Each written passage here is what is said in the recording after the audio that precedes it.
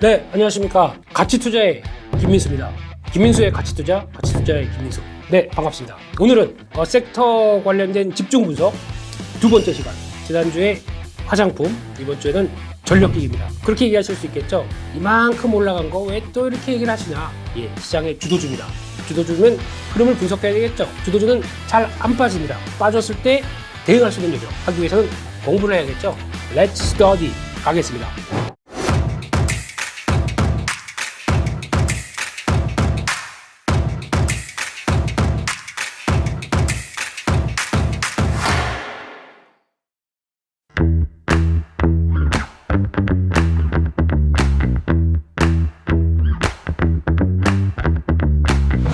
전력기기 하게 되면 저희가 보통 많이 얘기하는 게 그냥 변압기 이렇게 많이 얘기합니다. 그래서 변압기만 한정되어 있는 것 같은데 아닙니다. 전력 일렉트로니컬 electrical equipment, 기기 이런 거 문과인데 왜 영어를 못하죠? 죄송합니다. 그쪽에서 봤었을 때 전력기기 하게 되면 이렇게 세 개로 많이 나뉩니다. 그러니까 저희가 알고 있는 변압기는 이쪽에 하나의 그중에 하나에 불과합니다. 그래서 큰 부류로 보게 되면 전동기라고 그랬죠? 전동기가 뭐냐면은 쉽게 말씀드리면 모터, 전기 에너지를 기계 에너지로, 그래서 전기를 받아다가 맹 하고 돌아가고 이렇게 나오는 게 전동기겠죠. 이게 또 정밀화되기 시작하게 되면 또 어디로 들어갑니까? 로봇 이런 데도 들어갈 수 있겠죠. 조금 더 확대되기 시작하게 되면 또 감속기까지도 쭉 들어가는데 결국은 나중에 또 확장되면 이게 전기차 관련된 모멘텀까지도 나오겠죠. 근데 그 부분에 좀 큰 거, 산업적인 부분에 나오는 전동기, 모터로 생각하시면 됩니다. 두 번째 발전기입니다. 이번에는 기계 에너지를 이용해서 전기 에너지가 발생되는 거죠. 기계 에너지 열심히 저희가 이제 무슨 방앗간 같은 거, 그러니까 물레방아가 막 돌아가는데 거기서 누가 기계 에너지가 저희가 막 밀든가 아니면 무슨 힘을 가하든가 그래서 전기를 발생한다. 그러면 발전기죠. 약간 두 개가 한쪽은 발전기, 한쪽은 전동기. 이거 별 중요하지 않습니다. 무슨 법칙 나오고 그래서 무슨 암페어의 법칙 막 나오는데 저는 문과입니다. 죄송합니다. 거기까지 못 갑니다. 네, 마지막으로 변압기. 발생한 전기가 있을 거예요. 그러면 발전기로 가든 전동기로 가든 변압의 그러니까 일정한 전압을 유지해야 되고 거기다가 또 나오는 전류를 바꿔줘야 되고 직류, 교류 이런 쪽도 나오고 그러다 보니까 이런 전압을 변환하는 쪽 이거를 변압기. 그래서 지금 저희는 전력기기 쪽에서 가장 많이 보는 것 중에 하나가 변압기입니다. 이게 지금 가장 또 컴팩트하고 또 너무 넓은 쪽보다는 이쪽이 중심이 돼서 움직이다 보니까 전력기기 하게 되면 변압기를 많이 보고 추적하고 그에 따른 실적들을 많이 체크한다라고 보시면 될 것 같은데 변압기에서도 두 개가 있습니다. 일단 승합이 있고 강압이 있습니다. 너무 강압적인가요? 죄송합니다. 승합은 쉽게 말씀드리면은 약간 대형 변압기죠. 압력을 쭉 올려야 됩니다. 그러니까 압력을 내리는 것보다 압력을 내리는 거 강압, 압력을 올리는 건 승합. 압력을 올리는 게 되게 어렵대요. 그럴 때는 대형 변압기가 좀 필요하고 거기 들어가는 부자재나 여러 가지 캐파는 상당히 높다 보니까 대부분 대기업에서 많이 합니다. 그리고 또 내리는 거는 중소 쪽 중견기업들이 좀 더 많이 한다라는 쪽에서 저희가 이제 수출 데이터 조금 이따 보시겠지만은 약간 초고양량 변압기 아니면 중형 소형 변압기 다릅니다. 수출 전환도 조금씩 다르기 때문에 그런 쪽에서 차이가 있다라고 하는데 그럼 뭘 봐야 될까요? 다 필요 없습니다. 그냥 수출 좋은 거, 실적 좋은 거 이렇게 봐야 될 게 가장 중요하다고 봐야 될 것 같고요. 이러다 보니까 이제 변압기 같은 경우는 이제 전력과 관련된 계통 쪽에서 발생한다라고 하게 되면 약간 시클리컬, 그러니까 경기 민감 쪽으로 봐야 되겠죠. 그래서 한때는 2020년 전까지만 해도 경기 민감 쪽으로 많이 이어졌습니다. 그래서 무슨 얘기냐면은 우리 인프라 투자 막 하고 우리 이제 경기가 좋아질 것 같으니까 공장도 좀 바꿔고 공장 뭐 들어간 유틸리티 이런 것들 다 바꾸다 보니까 야 이때 변압기 좀 주문해. 네, 오래된 거니까 이거 교체해야겠어. 네, 알겠습니다. 그래서 수주가 나오고 그랬던 약간 시클리컬 성격이 좀 강했습니다. 그런데 지금은 요게 한 사이클이 과거 1990년대부터 쭉 이렇게 변동이 나오겠죠. 끝나고 한 2020년대 들어서면은 요게 뭔가 바뀌기 시작합니다. 뭐냐면 특수성이라고 하는 부분들이 확인되면서 레벨업을 붐업을 쫙 시키기 시작합니다. 첫 번째, 저희가 가장 많이 얘기하는 것 중에 두 가지 화석연료 됐다. 어떤 신재생 에너지 쪽으로 가자라고 해서 글로벌 붐이 나오기 시작합니다. 그게 뭐 ESG 관련된 쪽에서 친환경에 대한 여러 가지 얘기들 나오면서 가장 먼저 뭐 했습니까? 신재생 에너지가 들어오기 시작하죠. 태양광, 풍력 이런 쪽으로 발전을 많이 하게 되면 전기를 발전해서 담아두면 뭐합니까?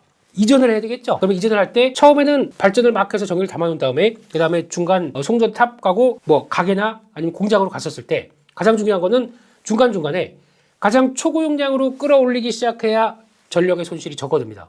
그러다 보니까 처음에는 나와서 담아뒀던 거를 계속 변압을 중간중간에 해주고 초고용량으로 갔던 거 전압 바꿔주고 그 다음에 또 가정으로 갈 때 또 바꿔주고 하는 현상이 나오다 보니까 중간중간에 변압기 많이 필요하겠죠. 마찬가지로 전기차.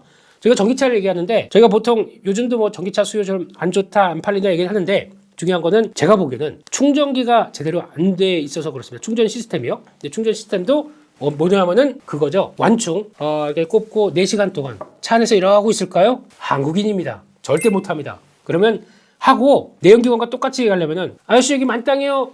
딱 꼽고 결제하고 붕 가기 전까지 한 5분 정도? 그 정도를 원하는데 그 정도까지 없죠. 그러다 보니까 충전 시스템도 앞으로 인프라가 제가 생각하기로는 약간 고속 충전, 그것도 고속 아주 so fast 급속 충전 이거 나와야 될 것 같고 거기다가 또 사람들이 비 오고 날씨 춥고 그러면 차에서 내리기 싫어요. 그러다 보니까 아예 무선 충전, 무선 충전은 여러 가지 또 도전도 있겠지만 이런 게 필요합니다. 그런 쪽으로 갔을 때 그럼 충전기가 지금처럼 하나 들어갔다. 그래도 변압을 해줄 변압기 성격의 전력기기가 들어갈 수밖에 없습니다. 이 인프라 쪽에서요. 그런데 이런 급속 충전이 들어간다. 그냥 예전에 변압기 쓸 수 있을까요? 못 씁니다. 더 발전된, 더 성 좋은 걸 써야 되겠죠. 그러다 보니까 수요가 이렇게 늘어난다. 라는 부분들 나오고 있고 이게 누가 진심입니까? 물론 이게 변압기 자체가 어떤 산업상 어떤 기술력을 높이 요하고 해자가 높은 상황은 아닙니다만 그럼에도 불구하고 수요가 막 커지다 보니까 제대로 납기 못 맞추는데 아유 안 되겠다. 납기 제대로 맞추는 데가 어디야? 코리아. 그래서 한국 업체들이 이래서 많이 부각을 받고 있는 상황들이죠. 그래서 이런 쪽이 나왔었을 때 어떤 뭐 그래서 우리가 중국으로 들어간다. 이건 아닐 겁니다. 중국도 자체적으로 하겠지만 그런 쪽에서 쇼티지가 나는 쪽이 어디냐라고 하게 되면 북미 쪽이죠. 이쪽을 많이 보고 움직이고 있다라는 쪽에서 이 부분은 또 체크를 해야 될 것 같고 그렇게 되면 또 북미가 뭐 하느냐? 인프라 투자 확대하죠. 지금 IRA 법안을 통해서 좀 약간 돈 쓰면서 끌어올리겠다라고 하는 부분들이 노후 시설 교체하다 보니까 그러면 공장도 있을 거고 안에 또 시설들 이것들도 다 변압기 필요하겠죠. 게다가 또 가장 중요한 거는 이겁니다. 미국의 리쇼어링. 그래서 미국으로 와라. 우리한테 공장을 지어라. 그럼 우리가 충분히 그에 따른 성과를 보상해 주겠다. 이런 쪽으로 보조금 막 주고 그러죠. 그러면 각국 특히 우리나라 같은 경우도 지금 들어가는 게 배터리 업체들 다 미국 가기 시작해서 공장 짓죠. 또 뭐 들어갑니까? 자동차 쪽도 현대차 들어가기 시작하죠. 또 뭐 있죠? 반도체 쪽도 들어가죠. 이런 회사들이 다 들어가서 거기서 공장을 짓는다. 공장에는 변압기 그냥 크고 넉넉한 거 웅장한 거 한 개만 있으면 돼. 이럴까요? 그 넓은 공장에서 많이 들어가겠죠. 이게 한국만 이렇습니까? 다 일본 기업, 대만 기업 다 이런 식으로 관심이 높죠. 그러면 미국은 이래서 미국의 경제가 지금 돌아가고 있는 거죠. 이 리쇼어링 정책 때문에. 그렇게 되면 거기에 따른 수혜가 이렇게 돼 있다 보니까 전력기기 관련된 쪽들이 상당히 양호하다. 이렇게 정리를 내릴 수 있을 것 같습니다. 그럼 다음 그림을 보겠습니다. 변압기 수출 동향인데요. 한때 과거 사이클을 한번 잠깐 볼게요. 과거에 한 2000년대 중반 때는 약 한 2004년, 2010년 저희가 보통 전력기기 관련돼서 사이클을 약 보통 과거로 추정하게 되면 2년에서 한 5년 정도로 봅니다. 근데 이게 지금 흐름을 보게 되면 잘 보다 보니까 이때도 그랬죠. 거의 한 5년 정도 업사이클, 다운사이클이 내려오는데 이때는 주도가 된 게 중동 쪽이 좀 강했습니다. 보시게 되면은 중국도 컸지만 중동 쪽이 좀 더 각광을 받기 시작하면서 그때 나왔던 부분들이 좀 크다라고 보여지고 있는데 그러다 보니까 그때 나왔던 업사이클 때문에 그때도 이제 관련된 종목들 그때는 현대중공업이 있었다가 이제 분사될 게 얼마 안 되다 보니까 그때 이런 좋았었을 때 이제 가장 큰 수혜를 받았던 거죠. 이때 한번 업사이클이 나왔습니다. 2000년대 중반 중국이 막 커가기 시작했을 때였죠. 그리고 슬슬 다운사이클이 들어옵니다. 그러다가 2020년대 이때는 코로나 끝나고 다음으로 보다 보는데 미국 중심으로 확 변해요. 이거 한번 볼까요? 그림을 잘 보시게 되면은 어떤 변화가 나오냐면 지금 중국에서 그러니까 지금 중국은 빨간색입니다. 그냥 꾸준하게 크는 정도죠. 근데 거기서 과거 사이클만큼 상대적인 관점에서 이렇게 안 좋았을 때와 비교해 보게 되면 확 크는 게 이쪽이죠. 이 그레이색, 검은색 이쪽이죠. 이쪽이 미국 중동인데 중동은 거의 유지되어 있습니다. 근데 그보다 미국이 훨씬 더 많이 커 있죠.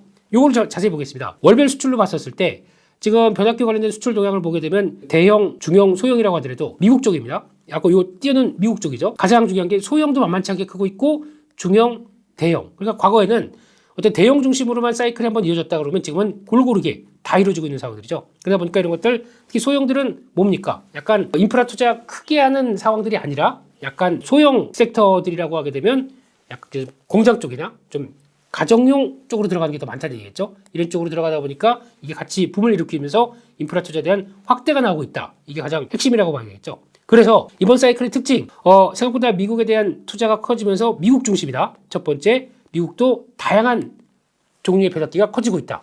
두 가지입니다. 이렇게 가기 시작하게 되면요. 그럼 다음 그림을 한번 보시면서 지금 상태가 이렇게 커지고 있으면은 당연히 가격이 올라갑니다. 미국에서 충분하게 전력기기를 만질 수 있는 시설들이 돼 있고 거기에 변압기 업체들이 충분히 갖춰져 있다. 아니면 원래는 저 멕시코 쪽에 많이 갖춰져 있었어요. 그렇게 영업이익을 해봐야 영업이익률이 OPM이 거의 한 자리 숫자대 왔다 갔다 하는 회사들 쭉 많았거든요. 인력 으로 인해서 먹고 사는 회사들이 있었는데 이런 회사들이 갑자기 이렇게 커지다 보니까 수요가 많다 보니까 빨리 주문해줘 이런 상황이 됐었을 때 수요는 멕시코 쪽에서는 그래 주문할게. 근데 멕시코는 뭡니까? 다 아시죠? 낮잠도 자야 되고 그리고 주문 왔어? 일 좀 할까? 퇴근 시간이네? 아디오스 이러고 지금 가버리죠. 이런 상황이 되다 보니까 납기를 잘 못 맞춥니다. 급한데 화났죠? 안 되겠다. 여기 없나? 그래서 샘플 좀 보내주세요. 코리아 샘플 보냈더니 와 납기 맞출 수 있으니까 I will be perfect 이렇게 얘기를 하죠. 그러다 보니까 완전 수주가 잘 되기 시작하고 그걸 그대로 납기를 맞추고 이렇게 계속 늘어나는 거죠. 이런 상황이 되다 보니까 수요가 늘어난다라고 하게 되면 지금 이 그림이 뭐냐면은 PPI 다 아시죠? 생산자 물가지수입니다. 그러니까 미국의 전력기기 관련된 쪽에서 생산자 물가지수가 강하게 움직이는 부분들 이게 확인이 되다 보니까 이게 수요가 늘어나면서 가격 공급이 충분히 안 되다 보니까 이거에 따라서 가격은 쫙 올라가게 됩니다. 과거 한번 보시죠. 과거 때보다 벌써 거의 2배 가까운 레벨업이 된 상태고 월별로 본다고 하더라도 꾸준히 올라가는 모습들이 나오죠. 이런 게 확인되다 보니까 일단 P가 올라갑니다. 아까 말씀드렸듯이 Q는 여러 가지 특성이 때문에 계속 수요가 증가합니다. P와 Q가 다 좋아지는데요. 그럼 당연히 전력기기는 실적이 좋아질 수밖에 없겠죠. 이게 지금 나오는 상황들입니다. 그래서 그걸 또 잘 보여주는 게 뭐냐면은 미국의 업체 중에서 퀀타 서비스라고 있습니다. 이게 뭐냐면 미국에서 전력기기 유틸리티 관련된 EPC 업체가 관련돼서 직접적으로 어떤 건설 이쪽을 행하는 업체죠. 여러 가지 서비스를 하는 업체들이 수주 잔고를 보세요. 토탈 백로그인데 부킹 얘기하는 겁니다. 그러니까 수주 잔고를 얘기하는 겁니다. 수주 잔고를 보게 되면 최근 들어서 2020년도부터 나왔던 수주 잔고가 훨씬 더 지금 쭉 올라가면서 거의 율만 보게 되면 성장률이 45%까지 올라오기 시작하죠. 그러면서 쭉 올라온다. 상대적으로 와우 엄청나게 올라오는 변화가 나오기 시작하는 거죠. 이렇게 되면은 이런 유틸리티 업체가 이렇게 수주 잔고가 올라오는데 그럼 우리 건설해야지. 잠깐만. 우리 변압기 주문해야 돼. 똑같이 나오겠죠. 지금 HD 현대일렉트릭이 수주잔고가 40억 달러가 넘는다고 얘기를 하는 것처럼 이 정도의 강한 수주잔고가 나오는 것은 이런 미국의 변화가 있어서 이런 거다라고 보셨으면 좋겠고요. 마지막으로 보겠습니다. 변압기 수출 단가와 금액이 어떻게 돼가느냐. 아까 말씀드렸던 소형 변압기 또 약간 소형에서 약간 중형 쪽 넘어가기 전 단계 대부분 가 커버하죠. 이런 쪽들이 지금 보게 되면은 수출 금액과 아까 말씀드렸듯이 금액은 P 곱하기 Q라고 말씀드렸습니다. 가격 올라가고 있고 금액 자체가 올라간다는 얘기는 Q도 받쳐준다는 얘기겠죠. 이런 쪽에 대한 변화가 나오게 되면 역시나 강하게 들어오고 있다. 마찬가지로 지금 금액 자체적으로 이렇게 가격은 멈췄다고 하더라도 역시 중형급이죠. 그렇다고 하더라도 여전히 강한 변화가 나오고 있다. 마찬가지로 이렇게 쭉 이어지고 있다. 이것도 마찬가지로 초고용량 변압기입니다. 이쪽도 해당되는 쪽은 저희 알고 있는 이런 쪽인데 같이 영향을 끼치고 있다라고 봐야 되겠죠. 이런 변화를 봤었을 때 역시 변압기 쪽은 수출 데이터 다 좋고 경기 민감 사이클이긴 한데 P와 Q가 모두 좋아지는 확산이 들어오고 있다라고 하게 되면 실적이 당연히 좋아지겠죠. 이게 그러면 여기서 끝나겠느냐? 끝나지 않는 모습들이 계속 확인된다 그러면은 주가는 레벨업이 꾸준히 될 것이다. 이렇게 바라보시면서 섹터에 대한 흐름들 보시는 게 좋을 것 같습니다. 그러면은 지금까지 업황 관련된 부분들 섹터를 다 털었으면은 가치 투자의 관심주 전략 보겠습니다. 아까 보셨던 이것도 흐름은 나쁘지 않습니다. 또 조정 마치고 이런 자리들 또 레벨업을 준비하는 단계겠죠. 작년 영업이익이 160억이 있습니다. 올해는 3분기에 197억이 나와버려요. 엄청난 거죠.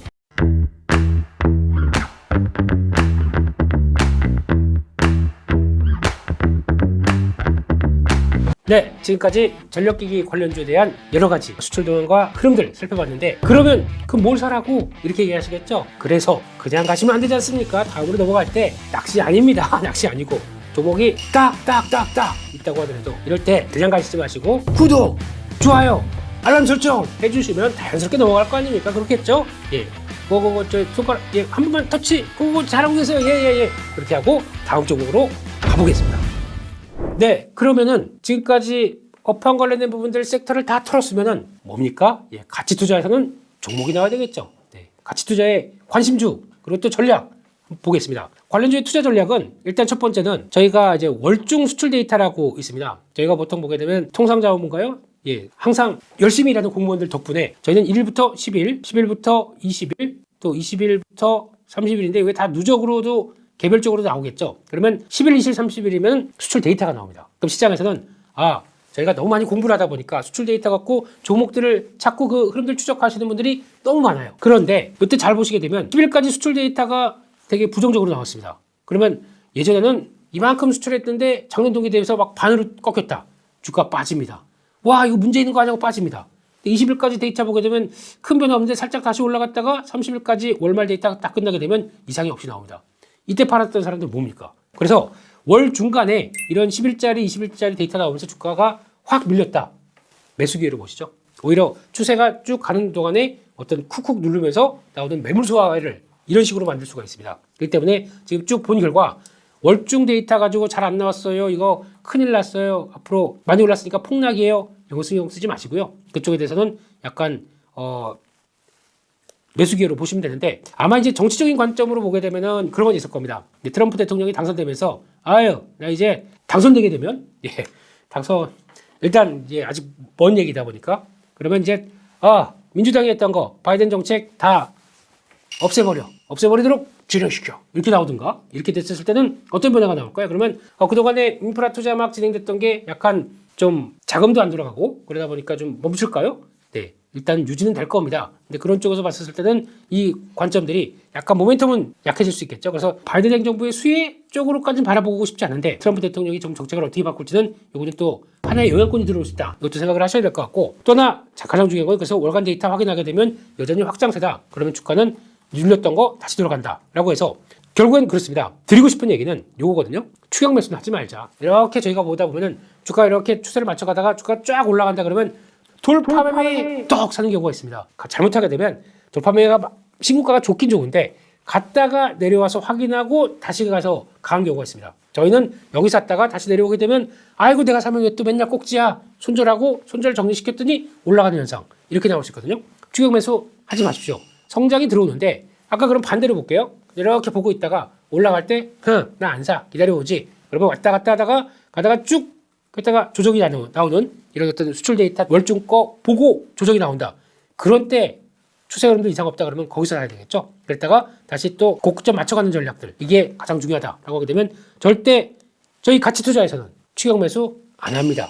죄송하지만 안 할 겁니다. 이거를 좀 꼭 체크해 주시고 또 많이 이런 얘기 하세요. 그렇게 올랐는데 지금 비싸지 이렇게 얘기하시는 분들이 있을 겁니다. 많이 올라서 비싸다 이 얘기 비싼지 아닌지 한번 보겠습니다. 일단 HD 현대일렉트릭이 올해 영업이익이 2,800억입니다. 작년 대비해서 111% 늘어난다고 했습니다. 시총이 2조 9천억입니다.